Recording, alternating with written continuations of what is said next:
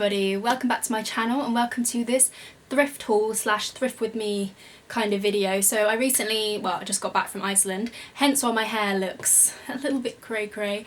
We went to the Blue Lagoon on the way to the airport, which I'll insert a picture if you don't know what the Blue Lagoon is. Beautiful, like you think that it's going to be all gimmicky and touristy, but it's genuinely beautiful. The only downside is that it has, like, the reason why the water's blue is because of like the minerals it contains, and they say don't get your hair wet because it's going to mess your hair up, it's going to make it all matted. What did I do? I got my hair wet. Like, we were only there once, you know? Yeah, that's why my hair is like this. But I thought I'd show you some of the bits and bobs I picked up in Iceland. So it actually wasn't as expensive as I was expecting it to be. I saw that there were quite a few thrift shops there, but I held back my excitement because I thought everyone says how expensive it is in Reykjavik, and we were staying in Reykjavik, by the way, and we travelled a little bit down south but not too far out, and yeah, it was beautiful, highly recommend it. But yeah, everybody says it's so expensive there, like you're going to pay £50 for like a coffee and a cake each, and I just thought surely it can't be that expensive. And my experience, obviously I can only speak for myself, it's not that expensive. It is expensive the closer you get to like central, but it's the same as like shopping in London. The closer you get to central, you pay like £16 for one drink, you know, that is expensive, but I suppose it's all relative. Anyway, enough about that, let me show you the bits I picked up. So in terms of the secondhand shops, there were some vintage stores, like dedicated vintage stores, sort of more curated,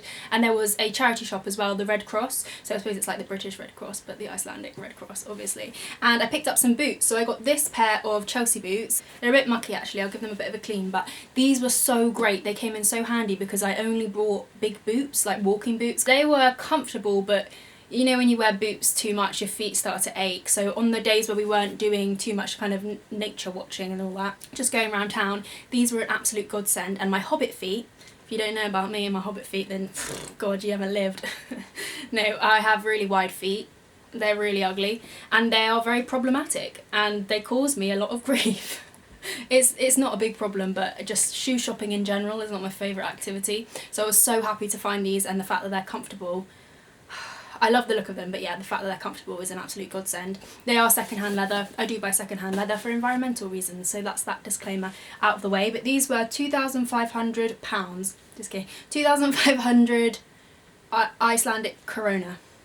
I was about to say Irish krona, that's not a thing, which is about £15 I think. And the other pair of boots I got are these black ones, and these ones I didn't actually wear on our holiday because I didn't want to ruin. They look quite clean, they look really nice. I don't know if they're real leather or not, they don't really feel like real leather, but they feel well made, nice and wide. As you can see, it's kind of got this square foot design. These were also 2,500 Icelandic krona, and yeah, got a nice backwool design. Haven't worn these yet, so I can't really report back on them, but they were also from that charity shop. We also went to a shop called Spúútnik or Spúútnik.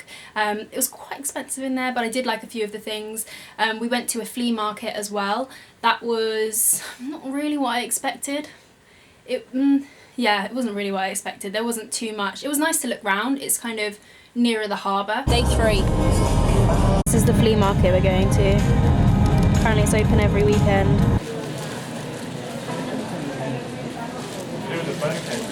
This is an interesting vibe in here. Yeah. That's quite nice. I like that.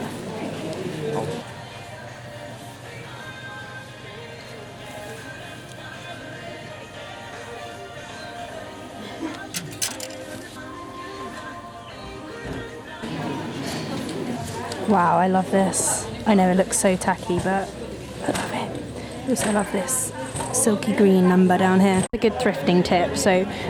I really like the look of this, but you've got to think about the actual quality of the material. You can see that this is just not going to wash well, so it's a no from me, unfortunately. Stuck. Some of the stalls were it was nice to look round. I would recommend having a look, but yeah, in terms of clothes, there wasn't too much good quality clothing. There was one jumper I saw that oh my gosh, I loved it. It was this really bright, like mustard yellow, purple. So many people will probably see it. I'll put a clip in, but so many people will think that it's disgusting. But I love that kind of thing. But it was really itchy. Like I could just tell the material, it wouldn't be practical. And that's what you gotta think. Even with secondhand purchases, you've got to think practical. So yeah, flea market, it was alright. I did see some Himalayan salt tea-like holders that I really wanted to get, but I didn't know if they would be able to have enough weight in our suitcase to bring it back. So yeah, I didn't get those, but the flea market as well. And there was another store which I got a few things from that is like nearer the bottom of the high street, near Lucky Records if you're local. That's a cool record shop actually, I recommend going there.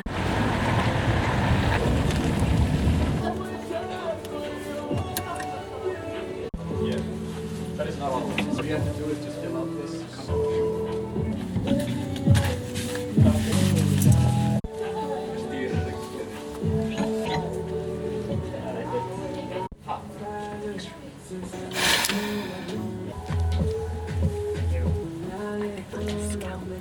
It's not very flattering in this light, but also I've got about 6 layers on. It's in the sale. Picked up 2 things. First thing is a skirt that I'm actually wearing, so I'll insert it's got some crumbs on it. This beigey, kind of like Jane from Tarzan kind of skirt. That's what the vibes that gives me, a kind of like safari, and it does kind of make me look like a scout, but I don't really, no, like a brownie more than a scout, but I don't really mind that. I think it's really cool, and it's kind of wraparound as well. Fits really nicely, and this was, let me just check the label. Kept the labels and everything because I wanted to remember how much stuff was. This was 2,900 Icelandic krona. This place in particular, you can get your like taxes back. So when you go through, I didn't bother to do it because I'm unorganised, but when you go through in the airport, you can get 14% tax back on the stuff you've bought if you buy it from this store. I don't know if that's a permanent thing. So this was £18.54, which is quite a lot, but I really like it. And then the last thing I got in that store was this coat. Now I did buy a coat secondhand to bring to Iceland, and I got it from Oxfam. It was in the sale down to like £7. It was really inexpensive, but it's a puffer coat, like a puffer jacket.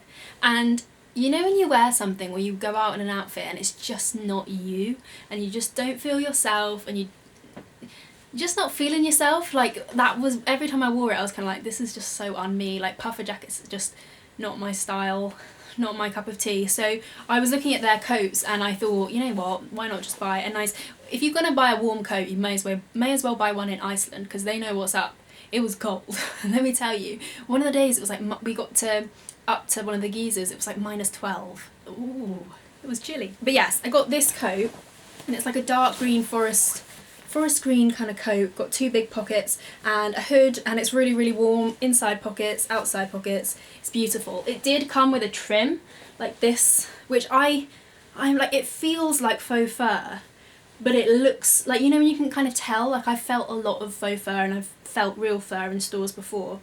This feels like faux fur. It's got that like gritty feel to it, and the hairs are kind of like cut off at the end, but it looks quite real, doesn't it? So it's detachable anyway, and it is secondhand, so I feel like it's no different than buying secondhand leather, really. You can take it off the hood anyway. So yeah, that's just a little disclaimer. Feels like faux fur. In my opinion, this is faux fur, but it's hard to tell as well, because you know there was that scandal with a lot of high street stores selling faux fur, which actually had real fur in amongst it. It's really hard to tell, but yeah, I love the style of this coat. It's no regrets. It kind of swamps me. It's pretty big, but I love it. And it was kind of expensive. It was 8,500. See, that sounds like a lot. So it was £54, but it was 30% off everything. So I think the total came to about £50, which is pretty good. It's okay. Like, I compare it to kind of shopping at somewhere like Cow Vintage in Nottingham. So it's like not dirt cheap, but it's not like crazy money. But yeah, that is my little secondhand haul from Iceland. I had such a good time, and hopefully I'll have some other kind of Iceland related videos going up soon. I really hope you enjoyed this, and if you did, maybe give it a thumbs up and subscribe if you want to see some more secondhand and sustainable style bits and bobs. And yeah, hopefully I'll see you in my next video.